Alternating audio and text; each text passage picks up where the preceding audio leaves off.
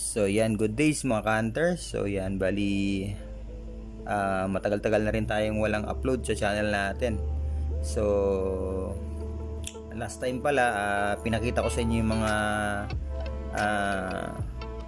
spare parts ng ginagawa nating unit. So bali sa ilang buwan na pag-aantay natin, bali dumating na rin yung pinaka-last na in-order natin sa maker. So medyo tumagal din, gawa nga ng medyo hindi kami nagkaunawaan dun sa maker na pinagawaan natin. So yun nga, bali sa wakas dumating na rin yung pinagawa natin. So ito mga ka-hunter, pakita ko na sa inyo. So yan. So ito pala yung last na ginagawa natin. Yan. So ito yung pinaka puso ng unit natin. So yan. So sa mga hunters natin na nakakaalam kung kaninong maker to, ito na yun. So yan. So bali galing ba siya ng Sultan Kudarat. So medyo tumagal-tagal din tong natin, pinagawa natin sa kanya, gawa nga ng medyo hindi kami nagkaunawaan sa size ng receiver na pinagawa natin. So, yan. So at least dumating na rin. So yan mga ka-hunter. So i-flex ko lang sa inyo yung unit natin. So yan, no. Napakalupit mga ka-hunters. So yan. So ginamit na rin natin mga ka-hunters yung mga accessories niya. Naka-fold na rin siya. So ito pa lang yung nakayanan natin mga ka-hunters. So bali itong scope niya, bali hiniram lang natin sa pare ko. So wala pa tayong budget para pambili ng scope. So ito muna yung gagamitin natin na Bushnell, yan na 3x9x40. So pansamantala. So sana may mag-sponsor sa atin mga ka-hunters. So medyo pricey din kasi itong scope. So yan. So yan, bali flex ko lang tong unit natin. So kagandahan dito sa receiver na in-order natin mga ka-hunters, fully stainless na siya. Stainless na sa hammer, stainless na sa trigger.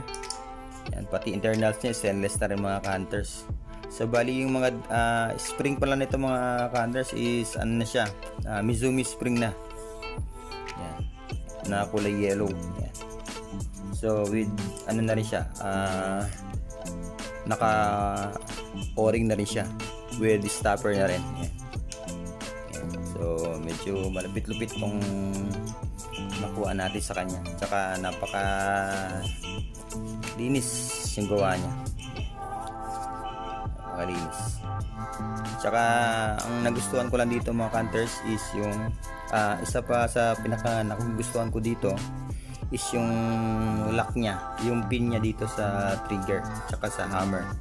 So usually ito yung mga problema ng mga tactical na unit, yung pin niya dito nalalaglag. So ito kasi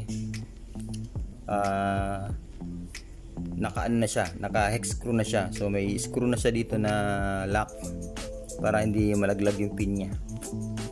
So yan. So bali adjustable na rin siya mga ka-hunters. Adjustable hammer spring na rin siya.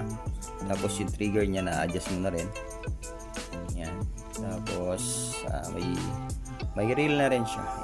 So yan mga ka-hunters, napaka-smooth. So bali sukatin pala natin mga ka-hunters kung ilan yung haba niya.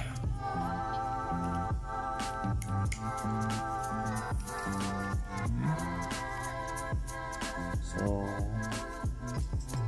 yung haba ng mga ka-hunters is nasa co-receiver lang, nasa 5 inches. Yan yung haba niya. So again mga ka-hunters, sabihin ko pala yung mga natin, ang accessories niya. So meron siyang China reg na yan. Ang output niya is nasa 1/8 PSI. Yan, mga kanter, 1.8. Tapos meron tayong battle tank dito na 0.30. Yan, 0.30. So soon sana maka-upgrade tayo ng carbon fiber para medyo gumaan naman yung unit natin na tactical. Tapos compact. Tapos naka sleeve lang siya mga counters na carbon tube na DBB barrel na 15 inches. So naka-sleeve lang siya ngayon kasi wala pa tayo pang shroud para dito. So yan. So, medyo pricey din kasi magpa-shroud mga counters. Yan. Tapos meron tayong silencer dito na gawa ni Sir Roldan na 6 inches. I think 6 inches or 5 inches lang yata ito. Mga counters, sukatin natin.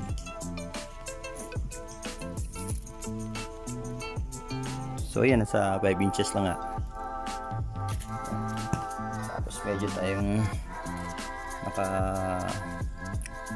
folding mechanism na rin tayo. So medyo nagka problema lang tayo ng very light lang naman.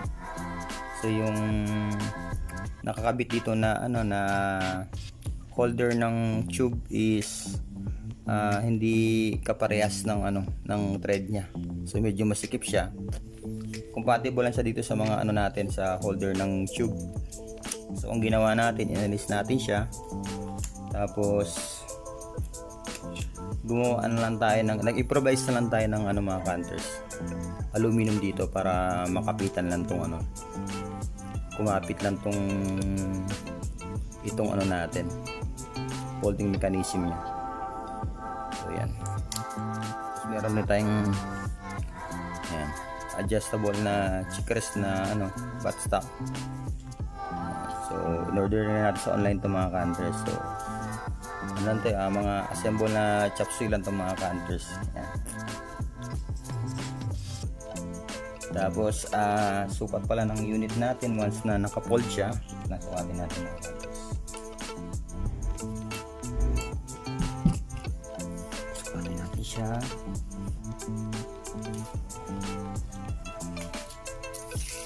So once na nakatupi siya, is nasa 23 and a half inches lang siya mga counters. So, yan. So ganito ka-compact yung unit natin ngayon. So good na good for hunting talaga. So kung gusto naman nating sumali sa competition, upgrade lang tayo ng barrel na medyo mahaba-haba, tsaka tank. Then sa scope yan. So sana may mag-sponsor sa atin. So okay lang naman kahit wala. Ipon-ipon lang. Ano lang naman tayo. Pag-ipunan natin yung natin. Ibangan hanggang sa mabili din natin, makuha din natin mga counters. So ayan mga counters yan. So ito yung unit natin na napakaganda, napakalinis. Tignan yan. Yan mga counters. So hindi pa natin subukan yung nito mga counters, yung pag fold ng zero nito o yung grouping siya kung okay ba. So next vlog na lang siguro mga counters para hindi umaba yung video natin. Tapos people test na rin natin to sa hunting. So yan. So back to track na naman tayo mga counters. So siguro sa natin, day off natin, subukan natin to. Yan. So napaka-handy. Napaka-handy lang yan mga counters. So shoutout pala sa maker ng receiver natin, si Sir Ocean, yan, ng Sultan Kudarat. Yan, ito yung niya mga counters. Yung logo niya. Yan. Napaka detailed, especially sa niya.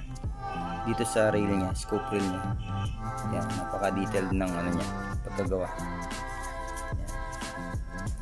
Hard iodized na rin siya mga counters.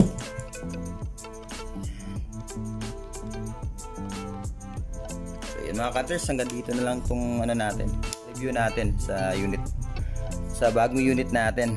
Yan. So excited na ako para sa ano natin, sa test natin ito. And also sa ano natin, sa hunting natin. Yan. So yun lang mga hunters, maraming salamat sa panonood. Yan. Okay, thank you. Sana nagustuhan nyo tong bagong assemble na unit natin. So yan. Ayos.